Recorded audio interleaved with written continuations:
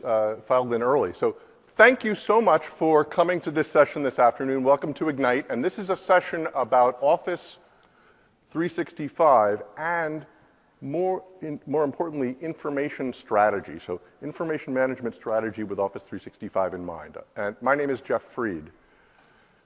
I want to start with a quick show of hands. How many people here have what you'd consider an information management strategy or an information strategy? Raise your hand. Okay, that's looks like about 20%. Of the folks that raised your hand, how many of you feel it's an effective one, a good one? Okay, whoa, we're way down. There's about 3. Of those people, how many of you use it? So this is why we're having this session. It is remarkable to me how often people refer to strategy, how often you talk about starting with big goals and frameworks and keeping things consistent, but how rarely we do it. Most organizations just utterly fail to manage their information, and they can't keep up with the new world because of this. I've been trying to figure out for a while, why is this? And talking with colleagues and friends about it, one of my friends runs the strategy department at Harvard Business School, a guy named Jan Rivkin. And together we sort of tried to boil it down to 2 basic, most common impediments are lack of understanding and fear. And that sounds a little bit like motherhood, but that's sort of what we're trying to get at in the session today. In the next 75 minutes in this session, I hope to help you a little bit with both of those factors and really show you how to craft an effective strategy that'll steer your path to the cloud. So some of this is generic to how do you work in an organization to create a strategy.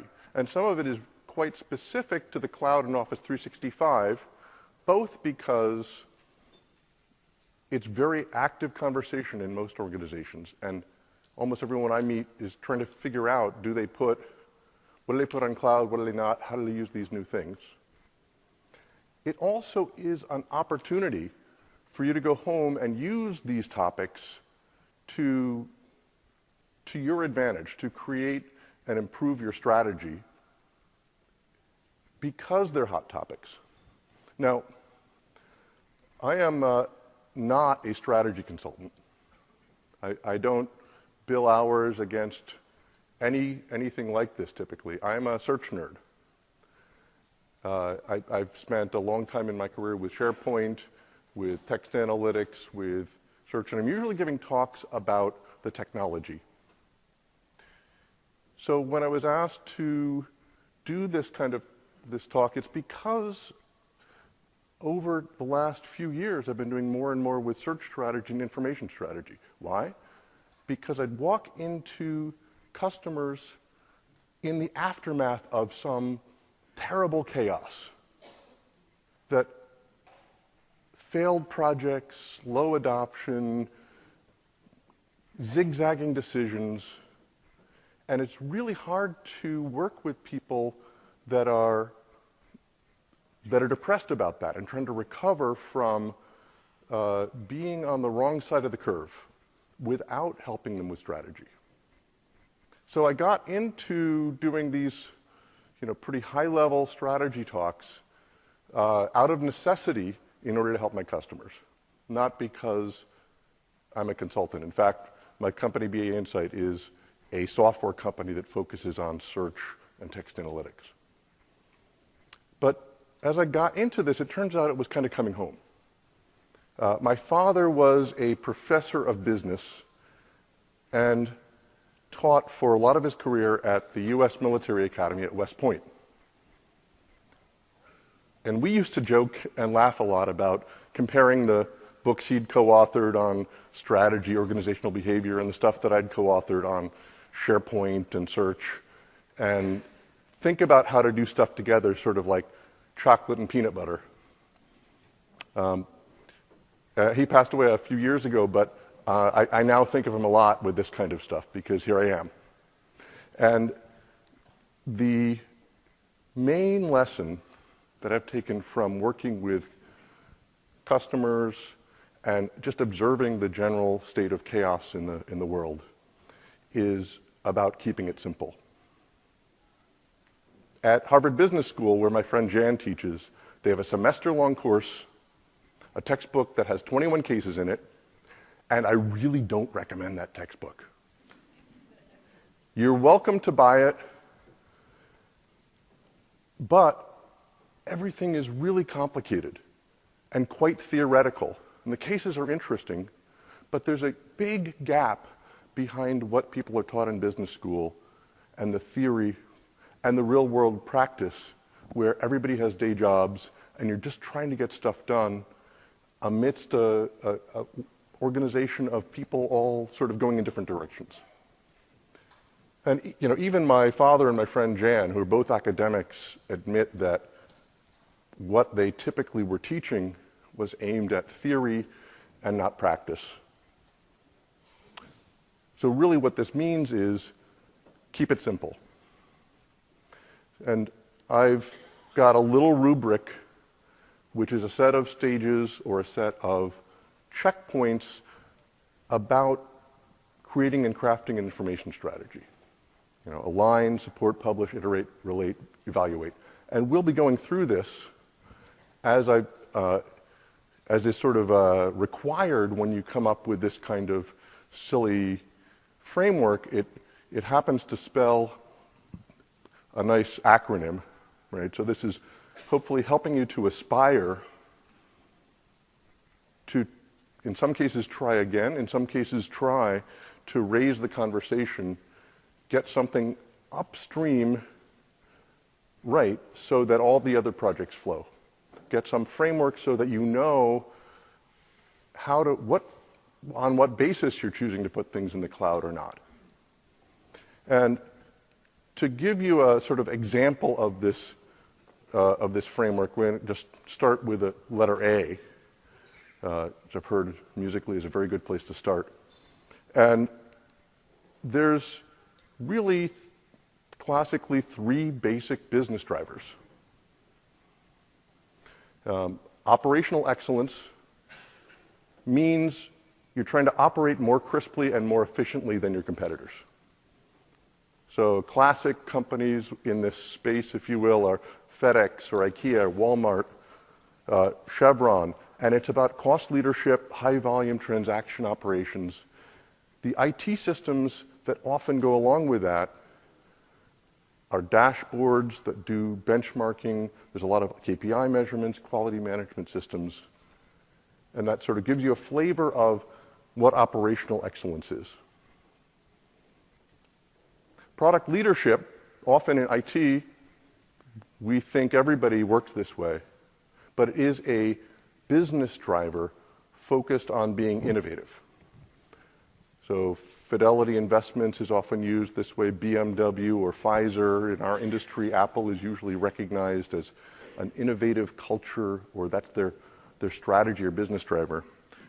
And there's a lot of problem solving, creativity, teamwork, expensive talent that puts a premium on knowledge management systems, on team collaboration and mastering, reuse of information, that kind of thing.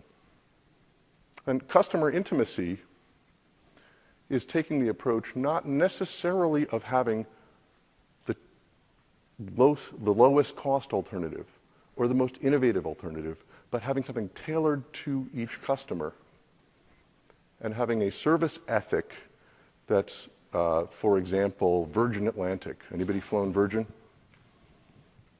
Did you feel well served? All right.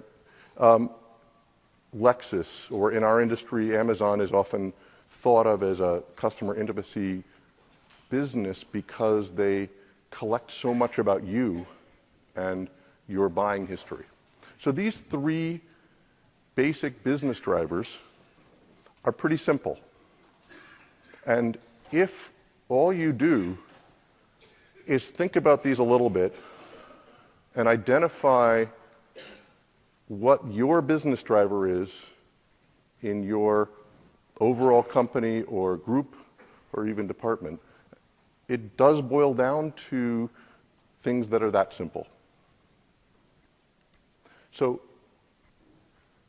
for the rest of this session, really I'll be going through this recipe around this Aspire about information strategy, which is applicable whether you're in Office 365 or not, although I'll try to illustrate how that applies to a lot of the decisions that I've been asked about. How do I take advantage of, do I put workflow in the cloud or not? I will take my own personal home base, which is search, and I've done a lot with search strategy and helping companies formulate that. It's really a sub-area of information management. But hopefully that will show you how a strategy can translate into a plan and a roadmap, et cetera. Come back to a couple of examples that illustrate in action how these sort of cloud decisions that people are facing relates to strategy, and then leave you with how the sort of new world of Office 365 approaches this. So that's the rest of this talk. If you want to leave now, be my guest, but hopefully this will genuinely help you.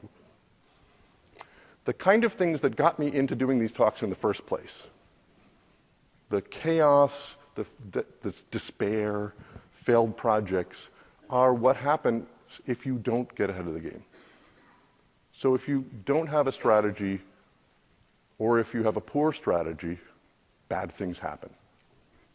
And that is reasonably well documented in lots of studies.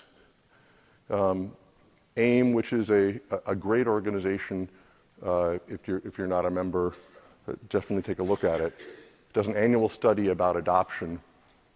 And poor strategy or no strategy was the number 2 reason for failure in SharePoint, failure to adopt. Right, the number 1 is expertise. And you guys are all here to sharpen the saw. But another piece of it is getting the milieu and the strategy right. IDC just finished they also do an annual study about the value of information. This is called the Harnessing the Value of Information. And just for findability, remember this one piece of overall information management, the average company is wasting at least $6,000 US a year by looking and not finding for stuff that exists. Then you end up recreating it. So that's a fair amount of waste. If, on the other hand, you get it right, or you get it even close. I mean, because a lot of this is the journey. It's not about having the right strategy. It's about having an organization that practices these muscles. The converse applies. There's a lot of benefits, and ultimately it's about having a competitive advantage as well as the things that align to your business strategy. And the same IDC study segmented what they call the leaders and the laggards. The organizations, the top 20%, 80% of those had a strategy they thought was effective. So there's a real hallmark of this sort of success, whereas almost 0% of the laggards had anything close. And there's a factor of 5 difference in the kind of benefits they had. So from an organizational standpoint, there's a big difference between, having this in your culture or in your structures and not. Now, who here is in IT, considers themselves in IT? Okay, is anybody not raising your hand asleep? Okay, so it's 100%. This is a Microsoft conference about Microsoft technology. We're almost all IT folks of some sort. Since so few of you felt like you had a strategy that you could relate, this is an opportunity. IT is absolutely changing. Along with all of these SaaS services, And there's an opportunity to increase your personal visibility and impact if you can spark this conversation, if you will. What gets in the way are the kind of concerns that I hear all the time when I'm sort of involved in helping customers or just friends through this, which are these kind of things. Either, I don't think this will really make a difference. Will it really matter? Will business listen to me? Can I move the needle? Or how do I do it? Can I quantify the value of information? There's a term called infonomics, yet another cute thing that I think that Forrester, coined. But it's not something that always boils down to hard ROI. So what do you do about that, especially in an operational excellence culture? Or this is going to take a lot of time and I have a day job. So all of these things are quite valid. They're real concerns, they're real obstacles, but at some level, they're mental or attitudinal obstacles that people are constructing that you can get through. And at the end of this talk, I'd suggest, if you will, go back to this list and see if you've gotten some answers to this, or at least some flavor of it. It starts with this mindset. Who has used this information as an asset line before? Right. We've been living with this for quite a while. This is motherhood. But it's real. It's a cultural thing. And if you feel that you're not in a culture that values information, then you can actually change that, partially by just modeling it yourself. It's such an old saw that you forget that ultimately the systems that you're working on are because you're working with this very important asset which you can make tangible to everybody else in the organization. So just behave that way. Acknowledge it, work with it, and don't pick fights with people that disagree, because it is very true that information can be a nuisance. All of this stuff that you wish you could just delete if you weren't worried about compliance. If you knew what you could throw out, life would be much easier. It can also be a liability, but that's not in conflict with information as an asset. I own a property on a remote island in Maine that I haven't been to in 20 years. I still have to worry about it. I still have to pay taxes. It's a nuisance. It's actually a liability, even though it is an asset. So this is a common thing. Don't pick fights. Act as if and remind yourself that information is an asset. A lot of things flow from that. And there's also a set of common attitudes. And this is still talking airy-fairy culturally. But remember the three business drivers. There's these three common attitudes that also come out in patterns. Right? Information as utility is basically the approach that says everybody should have access to information. It should be like electricity. Often that's without any particular purpose. It's just information available for the idea that someone might find a good thing to do with it.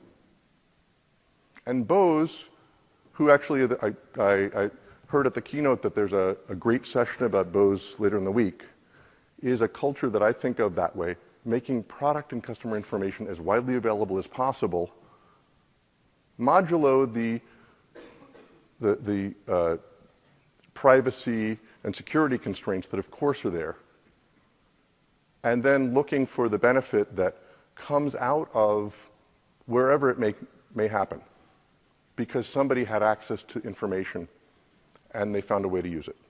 So that's the utility attitude. The enabler attitude is more focused. You have an idea of what this information is going to be used for, and almost any research application is like this. So pharma research has highly valuable products, and the silos in between both departments and phases of clinical to clinical trials, market research, that whole loop is highly valuable. So making information available for the purpose of helping this process for a particular goal is what this enabler sort of attitude is. And the third, this driver attitude, if you will, is that the information itself is part of the product or service. And a lot of financial firms are creating wealth management portals. I'll talk about one later that uses Office 365 in order to provide personal information selected from the market in addition to your portfolio. So now the information is part of the offering and is really a driver of that business process. So stick with me for a second. Those attitudes and drivers are part of this recipe. Let me walk through, if you will, this acronym of ASPIRE and give you a sense of what it's about. A line we've already talked about. There's these three fundamental business drivers, recognizing them is important, three attitudes, identifying them and aligning is great. Now, I didn't make this up, thank God. This is something that originated from this book of Disciple of Market Leaders that Michael Tracy and Fred Wiersma came out with almost exactly 10 years ago, and it's really stood the test of time. So most business books, I think, should be pamphlets. Right? There's like one or two ideas in a 400-page book. This is one that I do recommend if you're not familiar with it, if you want to be in these kind of conversations. And you'll see these drivers and these attitudes and how they play out. The attitudes a little bit less clearly, but it really comes back to those vision and values and following the money. If you're in a for-profit organization, you should be able to see how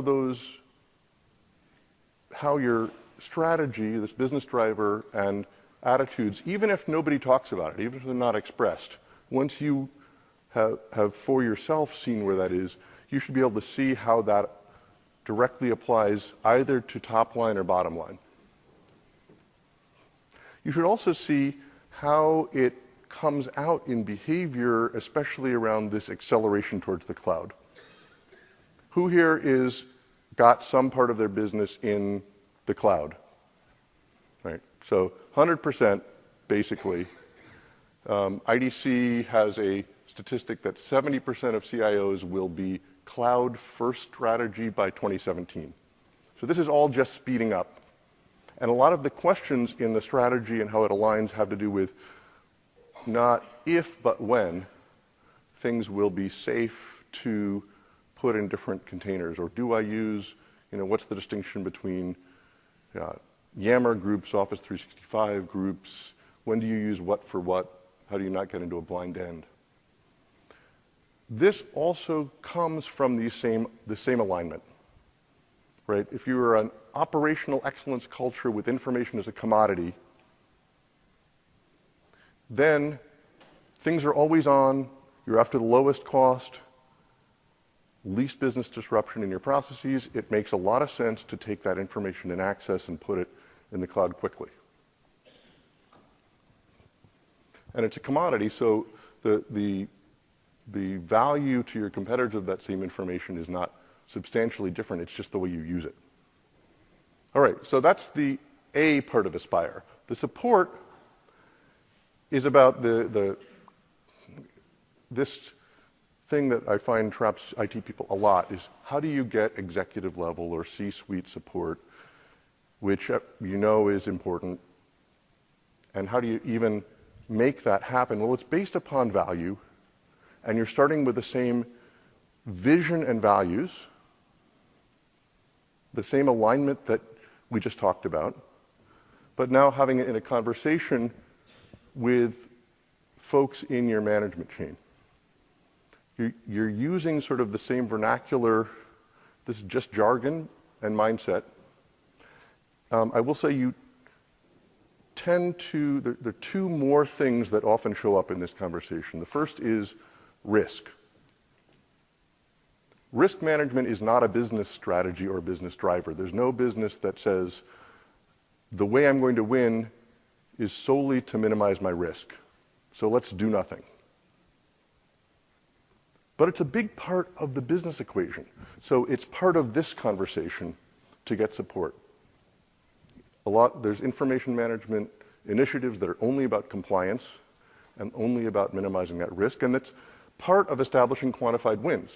I've had a number of our customers be able to say, we just saved $1 million in legal costs because we've established a framework up front and the proper metadata that has made our review process half the time. When you do that, people pay attention. And that kind of quantified win doesn't happen all at once, it happens in iterations.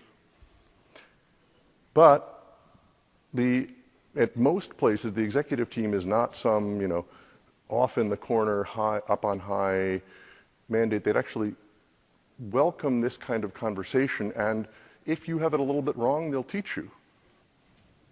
But if you're starting from a completely different jargon, you never even start. The use of different categories of information value, really basic stuff, but nuisance information, like we talked about, is pretty rife in a lot of organizations. I was at the Harvard Kennedy School is a customer as well, and they have old dusty file systems that have no idea what's on them. And the tendency is, let's just keep them, but that is a nuisance. It gets in the way. Compliance is pretty obvious. Operational and growth data tends to have different characteristics. Market intelligence stuff is growth data. Supply chain is operational data. Don't sweat too much the details of this. Just be able to communicate in this kind of jargon and think about it and be talking about the future and where we're going. And that's really the essence of strategy anyway. Strategy is, here's where I am, here's where I want to go. Strategy is, how do I get there?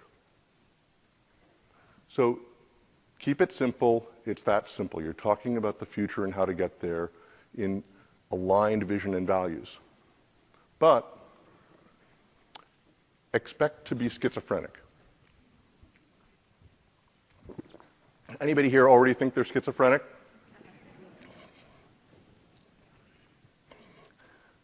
There is absolutely a tension between safe, which is a traditional sort of IT value, that your operating systems that are accurate, predictable, and high quality, it's very familiar, versus fast, which is about business agility, freedom of choice, more insightful interactions. A lot of the fast stuff in some organizations just goes around IT.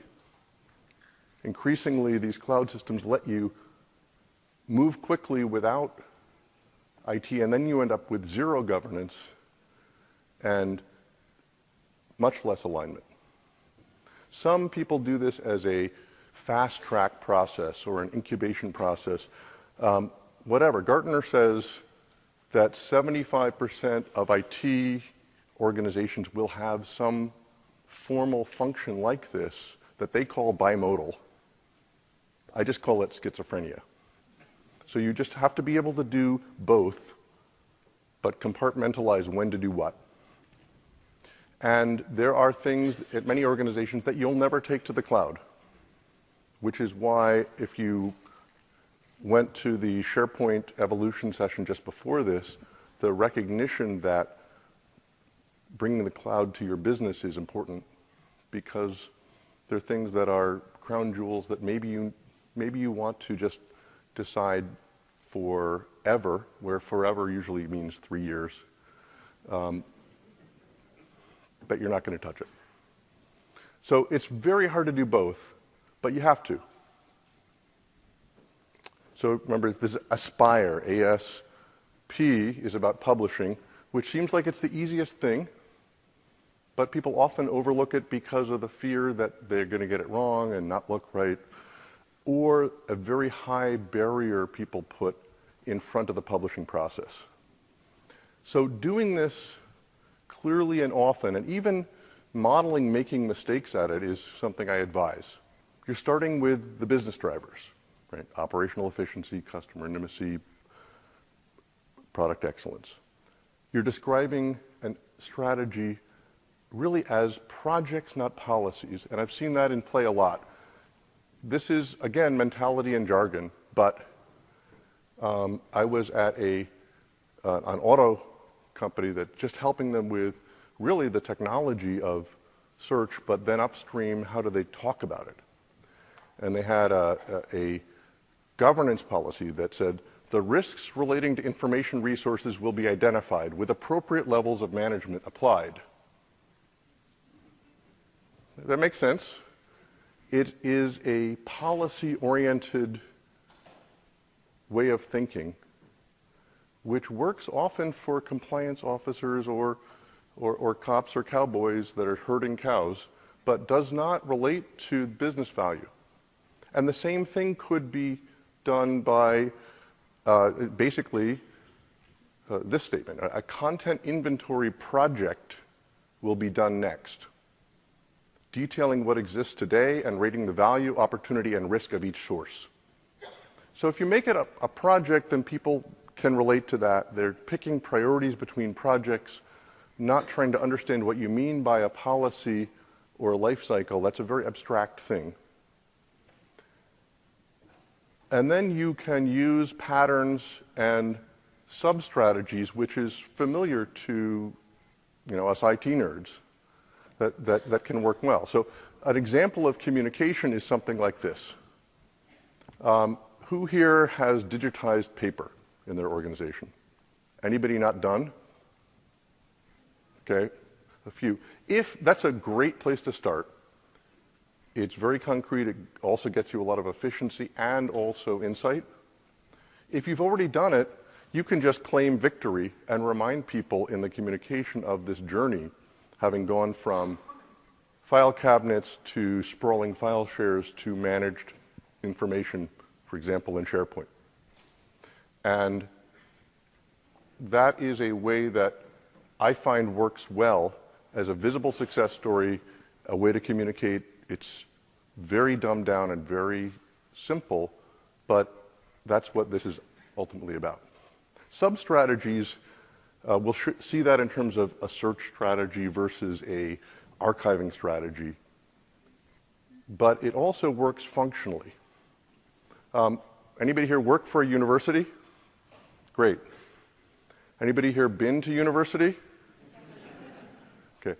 I picked this not because I think everyone will use it, but because you can relate to the fact that your information used in teaching is somehow different than the stuff you're using in research. I was working with a university about, right, part of their cloud policy is taking their teaching material into OpenCourseWare, taking their labs into things that they can offer on a much broader basis. Yet, on the research basis, they're licensing a lot of information through their library, and they want to be able to protect the IP for licensing because that royalty stream is a big one at a research-oriented university. You get that these are two different things, and that the strategy for teaching material and the strategy for research IP output should have different strategies. So that's really concrete about what a sub-strategy is. And the internal communications, HR, policies, et cetera, is yet different. In this case, the general information strategy is a very light veneer. Right? Ownership, they had, basically whoever is the primary user of a particular system is responsible for it in staffing and budget. But you have to follow these standards. You have to work in this stack. You have to use this particular sourcing or procurement approach. That is a sub-strategy approach. And there's actually a great, about a 20-page framework, they call it a periodic table for information strategy that I recommend. We're into I for iteration, and there, I could spend a long time talking about this, but the place I personally get stuck as a math nerd, information nerd, is I think of the analysis as something I have to get right. And I get into analysis paralysis. And my our CEO, my boss, just constantly reminds me that strategy is more about vision than analysis, and about being able to start this conversation than getting it right. And as you'll see, there's a ways that you can keep yourself from overanalyzing. The visible wins come in project form, right? Sort of the $1 million saved in legal costs due to a preparation project for discovery is a project. And that's why also in publishing, thinking about projects works. And then, of course, things will be changing all the time. So expect that. You know, you may not be able to predict it, but you can anticipate surprise. When you iterate like this, very familiar to software development, very familiar to a lot of projects. This is, you know, not earth-shaking, but it is often not done in policy or in strategy because people think of this as some big waterfall thing where you get it right and you don't change it for 10 years. We're in an industry that's changing so fast, you cannot keep things stable for 10 years. You have to iterate. And when you do, you build up these muscles, so your velocity increases. Who's done a content inventory project? Pick one. What did Ed? Yeah. How'd it go? Yeah, nightmare. And I'm not 100% sure we were right. Okay. Was it worth doing? Yeah. Okay. I often recommend after the paper project something like this. Not saying that it's perfect, but a surgical content inventory is a tangible project. As a search nerd, you know, we have tools that let you crawl systems, enumerate them, and then classify them, and you can semi-automate parts of this. But ultimately, it's going to be a spreadsheet or a report that you can look at. And I recommend it because you can make it a tangible win, and you'll find a lot of surprises. I call relating to your infrastructure from your strategy. Remember, this strategy is just a framework. There's a lot of different frameworks. This is a Gartner stack about the building blocks, the 7 building blocks of enterprise information management. I don't know why all these stacks have 7. Must be some magic number. And often you're thinking about infrastructure. Where does what go? How do I lay out farms? If you can relate that to your strategy and vision, that helps. And it's actually everything has to be related together because your organizational structure is an input to your strategy and vice versa. And that's one of the reasons you can't ever analyze all of this, is everything is dependent on everything else. But if you just tag the top and bottom together, that's a good litmus test. If you can look around you and see all of these building blocks, that helps. Now, Ernst & Young is an example where I think they've done a really good job getting this right. And there's a session on, I think, Thursday at 10:45. This gentleman, Ed Dale, is giving it. At a high level, and Ed will slap me around if I get this wrong, there's a decentralized organization where they need to be in a variety of regions, 26 different countries, each of which, due to data residency and privacy, needs both an intranet and an extranet, and then, of course, a global intranet and an extranet, and services farms. You get a complicated picture that I won't necessarily go through all at once, but you can see how the strategy of being customer loyalty and local intimacy with clients with global resources then reflects itself in this infrastructure, which is local global. And of course, search is the central glue that lets you see all this stuff together without caring so much of what it is. What I'd warn you of is this IAIA. Anyone want to guess what this means? It's a trap that was coined by my friend Adam Leventhal of Portal Solutions of infrastructure as information architecture. Right? If you find yourself talking all the time about farms and where stuff is located and which pieces you put where, and not at all about content types or metadata, you're in this trap. And Ernst & Young has not fallen into this trap, by the way. But I'll say relate the top and bottom, but that's just a way to make sure you connect the middle too. Evaluate. I could spend a long time talking about metrics. If you're interested, contact me. We have several partners, including early associates, that have great material about this. But again, keep it simple. Usually it's two levels. It's a business level and an infrastructure level. I will say that the governance program you have will often have pretty good metrics with it if you have something in place. If you don't, information quality is surprisingly easy to measure. I mean, it's hard to fix because all data is dirty, but you can measure which sources have what fraction of metadata, or how many duplicates exist on average for a document in a particular place. So remember to update the plan, and this fits with the iterations. It's also a very organic process, both for structured and unstructured data. So I often regard this as, you've got a key asset, but it grows on its own. If you don't tend it, water it and weed it and prune it, it will turn into a mess.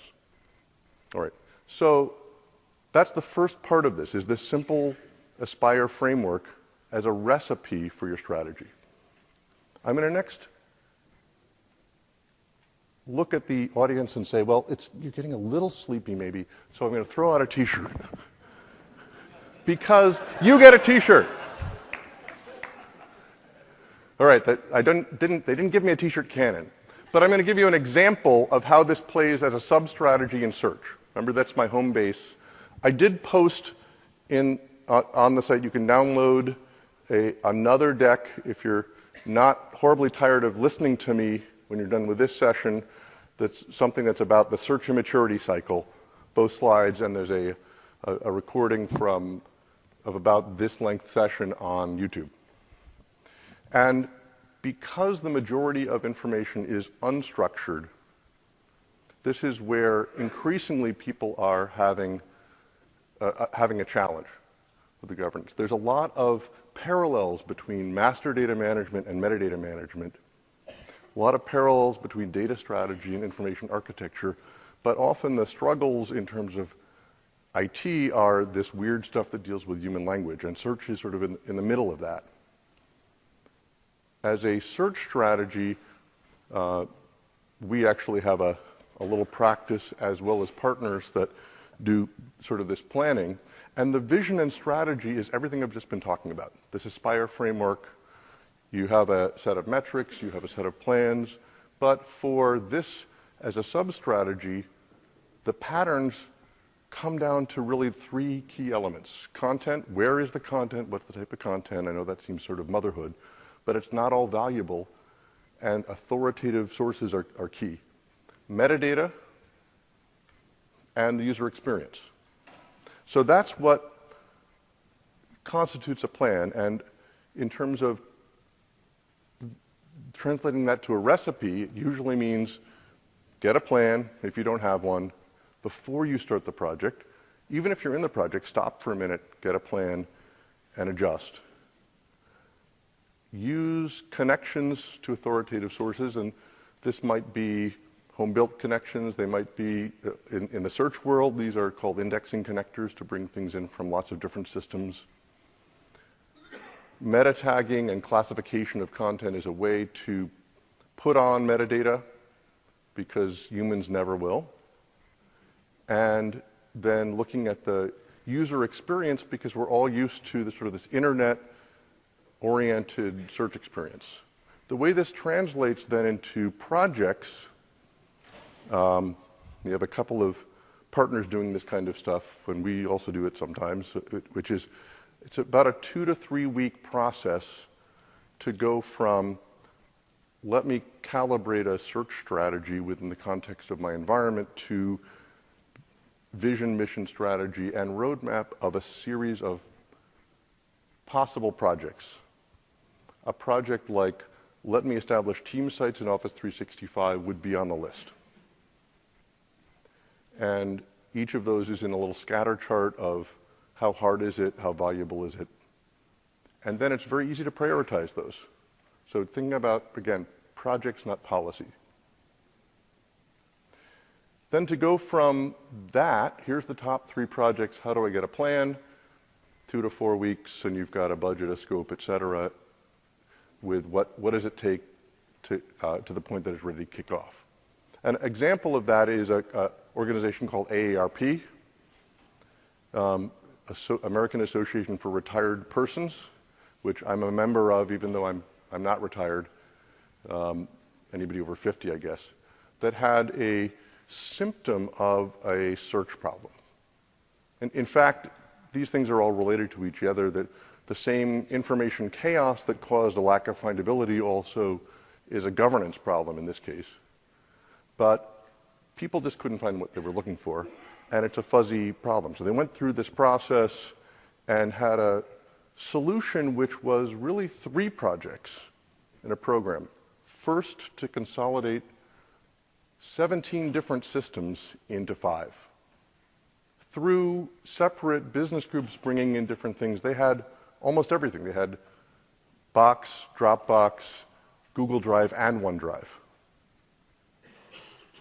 At least 5 different ECM systems and 3 CRM systems. And consolidating that into Salesforce, OneDrive, and Salesforce and Office 365, and then on-prem SharePoint, FileNet, Documentum, was a consolidation project that has benefits in and of itself. Then to create a unified view through search is a matter of connecting to those, creating a single index through indexing, which in this case was done on-prem using SharePoint search, and you've got a unified view. That's a project in and of itself. Then because you're connecting to all these systems, it gives you a hook for doing auto-classification as a 3rd project, which was much easier than it would have been if you tried to go after 17 systems without the connectors in place. And that gives you a sense of series of iterative solutions. Gives me a chance also to do a quick ad for my company, which does this. We have connectors, classification, and user experience applications, and to go into patterns. They put a timer on my ad. Did you see that? So that I didn't click, but it only lasted 4 seconds. That's how much airtime you get. So there's this again in search strategy. There's a pattern of just bridging across silos. Silos exist and always will exist. The idea that you're going to consolidate into one system is just wrong. Never happen. And the more that cloud systems happen, the more silos you end up having. So bridging across those is a key pattern. All right, this is a IDC again, finding that more than 1/3 of people's day is spent going across systems and trying to correlate information. And that almost 2/3 are working in 4 systems or more, 15% are working in 11 or more systems. So we're all over the place in terms of work environments and where content lives, and bridging across these silos is a key pattern, which you can put into your plans and strategy. And adding structure is the other big theme, because that structure, whether it's a master data management project, which actually if you're choosing between metadata and master data in terms of priority, I'd start with a master data management project, because you'll tend to have more key operational information in structured data. But either way, you can add machine-generated metadata to bridge. And I just say, don't go hog wild. I've seen people do a 5-year taxonomy or ontology project without seeing business benefit off of it. So this structure is a means to an end, and therefore bound it and keep it simple. There's also a classic trap, which is, since I just saw the 3rd of the Hobbit movies, I don't know how they took a single book, and made it as long as the trilogy, but you get the idea. So the idea that often people have that you can go to one place for everything is against the project orientation, the iteration, and comes from our internet experience, but is actually misinformed. So this one Ring of Mordor, if you find yourself looking at that, you're in a trap. So again, if you want to look at this for more information, you can do that. I'm going to throw out another T-shirt because we're at a different stop. Anybody actually want a T-shirt? You didn't raise your hand. They did. Sorry. Come up afterwards and I'll give you a T-shirt. Okay, so a couple of case studies, and I want to start with the fact that this is a pretty well-developed field. If you actually get into information strategy or information management strategy, there's different terms for it. Gartner has great material, including a cookbook. Information Management Magazine has a great library. Who's used Mike 2.0? Anyone heard of it? It's a spin-out from Bearing Point that sort of open-sourced their methodology, and they have a nice pattern. And then AIM, I've already mentioned. There's lots of firms that do this. It's an established discipline. So there's tried and true practices. Just keep it simple. And all of these classically think about, remember, strategy going from here to there, but they have this phase of intuitive thinking, a phase of long-range planning, and a phase of operational planning. Now, my friend Jan at Harvard Business School reports that his students have no problem with intuitive thinking. They can sit in a study group and come up with the principles for their vision really easily. But many of them, depending on their background, have problems actually creating plans. My dad, who worked with a bunch of it's all graduate school, so a lot of officers and generals. He actually taught Schwarzkopf, and he said they had no problem with long-range planning. They got long-range planning, but they're really uncomfortable with this intuitive thinking about big picture things. And I find that often with IT folks as well, that these statements about values and vision are so airy-fairy that we either downplay them or have a hard time coming up with them and getting them right. And the long-range planning is where this analysis paralysis takes place. So just think about this, but also I will say this is wrong because this is not a linear process. Your journey through this kind of thing, just to create a vision and strategy to continue to iterate from, yeah, it has intuitive thinking, long-range, and operational planning, but the journey is more nonlinear because everything relates to everything else. You're going to be going down to your infrastructure, posing the questions about how do I use machine learning, bringing it back up to is this strategic or not, and iterating in that way. An example I really like is the UK Department of Health. Anybody here from the department? Great. No, it's a great example. It's also published, and their intuitive thinking kind of stuff came out in these slogans almost naturally. That this is a public agency responsible for both a national insurance policy as well as private care as well as what's called public health. And they have published this in 3 forms: a single-page summary, a 12-page downloadable thing that talks about the principles and how they apply, and about a 40-page detailed operational plan that they update. So publish clearly, early and often. It's a 10-year framework, which you sort of need in government. It's hard to do in the private sector. It's about 8 years into it. But the focus on information access is very effective, and there's case studies galore here. There's one about physicians being more effective in their care with good information. There's things about patient self-care and information access to their own records. Over the course of about 5 years, they created about 40 of these quantifiable wins, which helped them in sort of this evangelizing and marketing. And they moved 12,000 people into a private cloud in 10 months, which is really quite rapid and quite an achievement.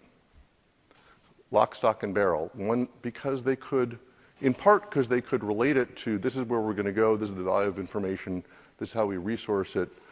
And within less than a year, they had moved all of their office and server-side stuff into a private cloud. So also stuff you can read. The U.S. Department of Defense updates their information strategic plan every other year. Right now it's 454 pages. It's actually sort of a good read if you are an insomniac. And it's well planned, it's well written, it's got a lot of details, but it's completely inappropriate for most organizations. And I use it because this is the fear I run into a lot. I have to make a plan, I have to report back, I don't have time to write a 400-page report that's going to get 37 revisions because people want it right. You don't have to do that. A good strategy document does not need to be long.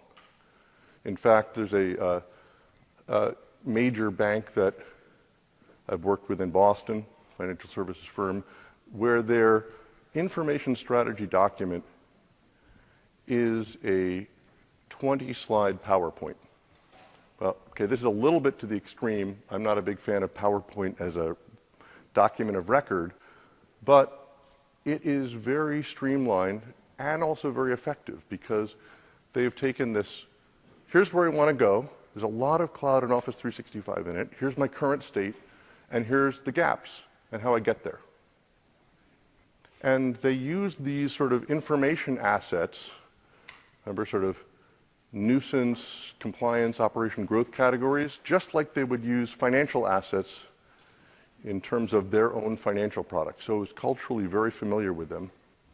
And the kind of Office 365 projects there, they ID'd 20 projects within a short time that leveraged Office 365. They did a content audit using these sort of semi-automatic things before migrating content.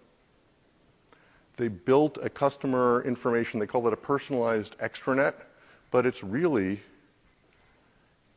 a SharePoint extranet site with each high net worth individual's information put on it. And a search application for wire fraud investigations that reduced their investigation time from like 7 days to 3. So just the top 3 projects, quantifiable wins, give you momentum. Now, this 20-page, 20-slide strategy was actually almost directly out of this framework, which this is a Gartner piece from their information cookbook.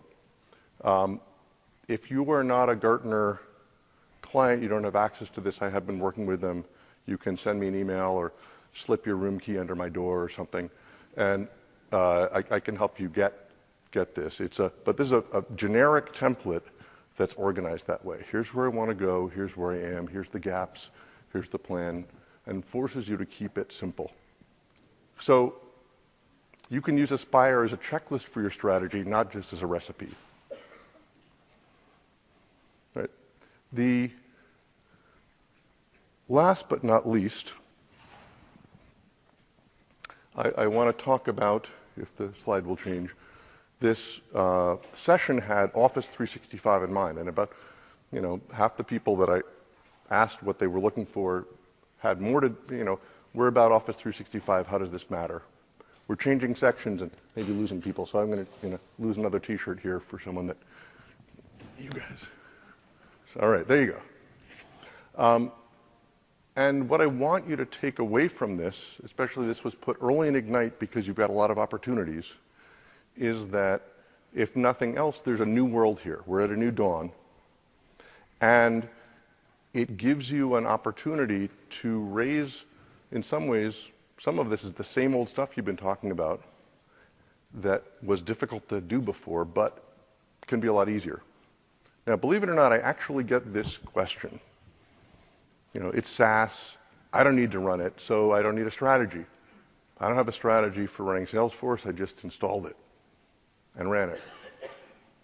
Anybody here think that way? Okay, that's good because this is a really dumb idea. It's almost, there's some things that are really smart but sound dumb, like putting mold on infections. But this is up and to the right even of plugging a power strip into itself to get free energy.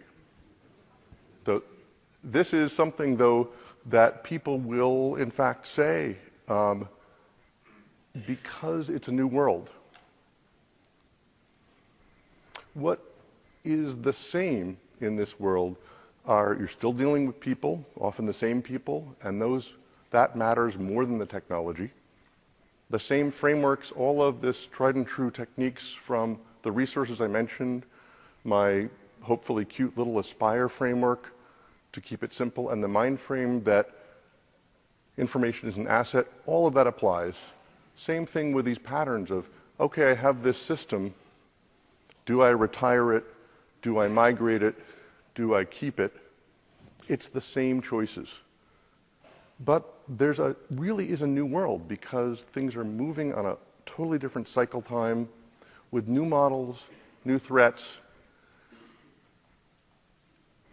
and the kind of both opportunities and threats are different. So you're already in the cloud, no matter what you say, and in fact getting benefits. This is from Tata Communications, which all of the hype about cloud is way overhyped, but still there is real benefit.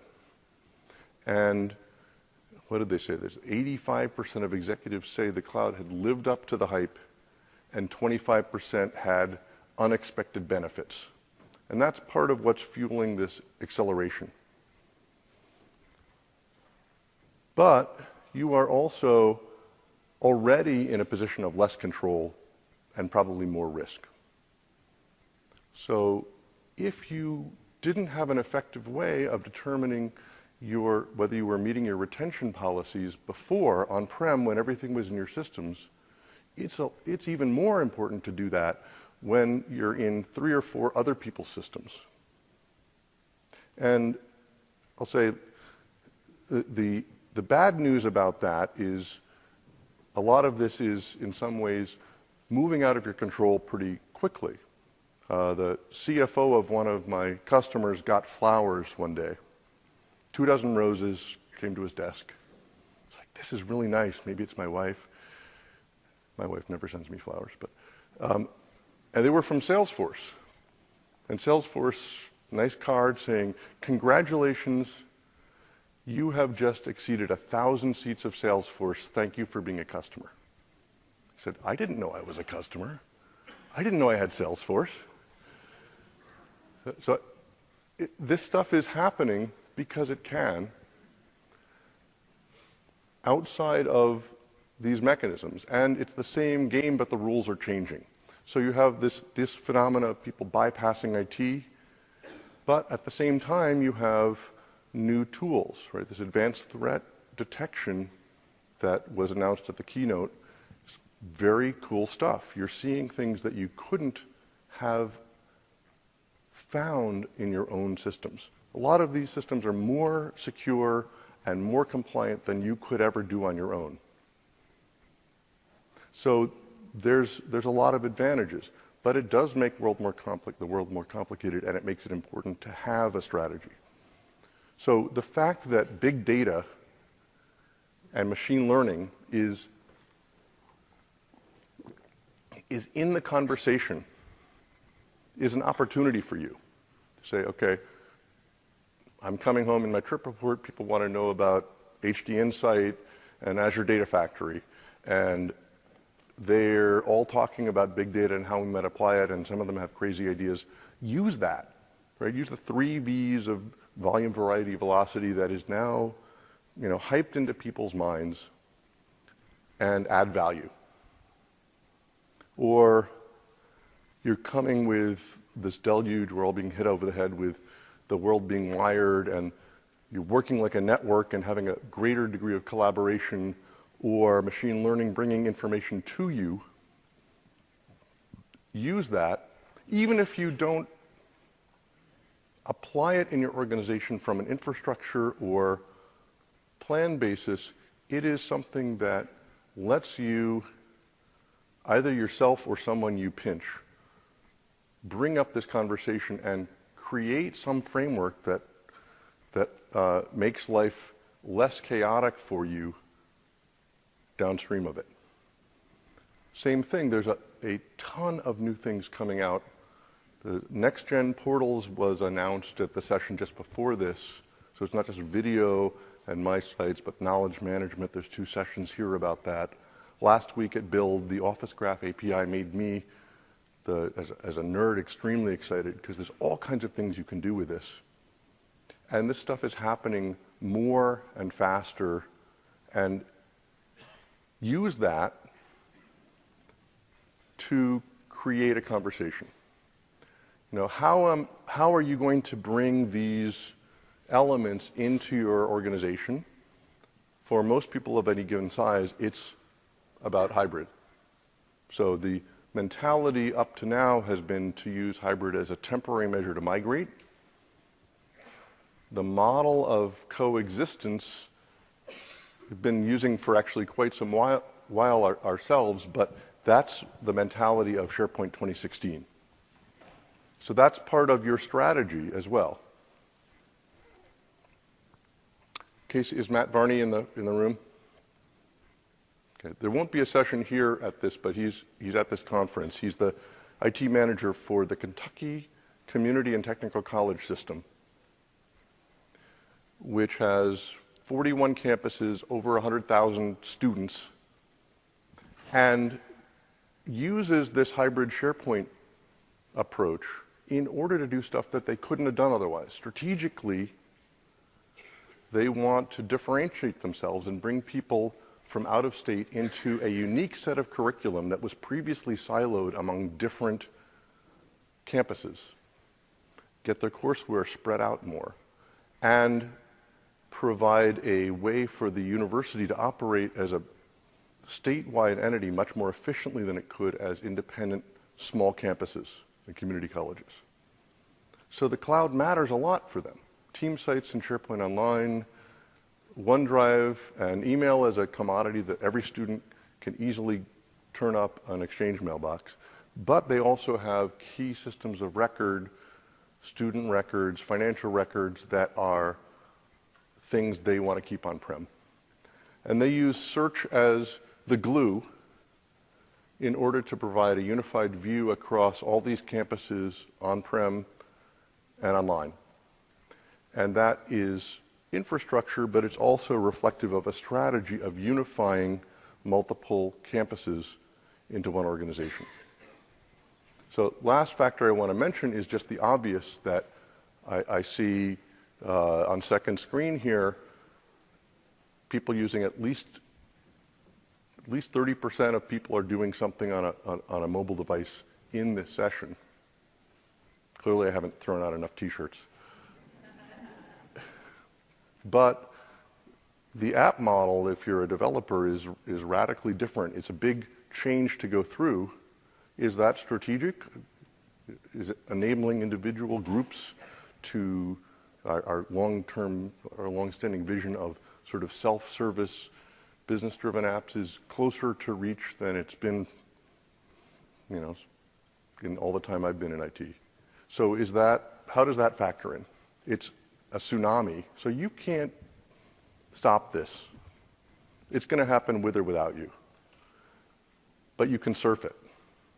And in the context of this session, which, as you remember, is about providing a simple recipe, showing you how it's in action as a sub-strategy for search, giving you a couple of examples of what does a plan look like so you can begin with the end in mind, and showing you how the sort of new world applies.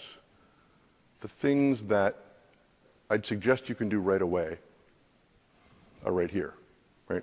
The simple little Gedanken tests of identifying your business drivers, take your colleagues, grab a cup of coffee, see if you can list this, see if you can get at those 7 building blocks. Planning a content audit, I definitely suggest. Dreaming and brainstorming and being comfortable with sort of this intuitive thinking, it's fun, but it is also productive and useful. And then, of course, take the things at Ignite and use it to spark the conversation. So there's a bunch of sessions. I'm calling out, in particular, the strategic and pragmatic conversation on governance, which has a little bit of this, the same flavor of this, but bringing it into the middle layers, if you will, of that stack. But there's a great session on information architecture, findability. There's also, in the infrastructure, for example, what's new in SSIS and the data modeling in SQL very much relates to this. If you can effectively create a master data model that you can use enterprise-wide, that's good structure. So take these sessions, use it to reinforce this information as an asset, and bring home some things that might be a little bit of fun.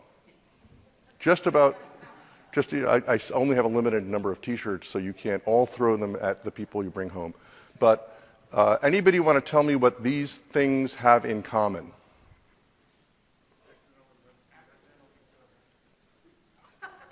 God, maybe you've seen me talk before. Yeah, these are all things that were discovered when people were looking for something else.